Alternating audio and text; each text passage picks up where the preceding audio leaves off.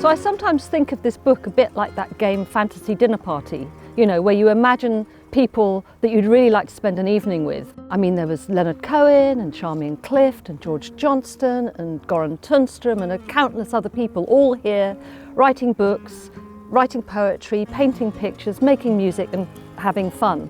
And so I decided that I would make my narrator an 18-year-old girl. Erica comes from London. It's 1960. I mean, the 60s hasn't yet started in 1960. She's had a very sort of 1950s miserable childhood with sort of miserable 1950s expectations for what a young girl's life might be. And she arrives here on Hydra and finds herself in this amazing community of people. And it's a place where women's lives really sort of do hang in the brink, because there's an assumption that they will just be the muse, the woman who's making everything possible maybe for the male poet. But some of the people she meets are not that person. People like Charmian Clift, who is a writer in her own right. And so Erica is offered this amazing array of choices through the people that she meets and the situations that she witnesses. There are so many problems going on, and particularly between the established couples who are living here.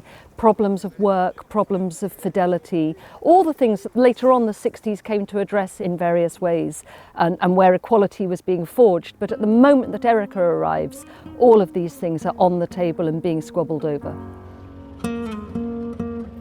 One of the main reasons that I set my novel A Theatre for Dreamers in the year 1960 was because of some photographs, well in fact 1,573 photographs that a photographer called James Burke took.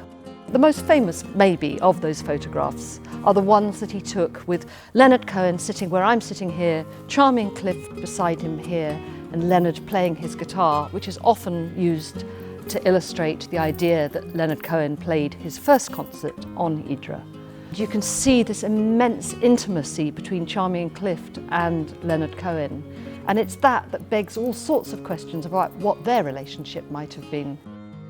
One of the first things I did was to look at these photographs, because they had so many of the colony in them, and try and identify who all the real people were, and it was a great starting point for the novel.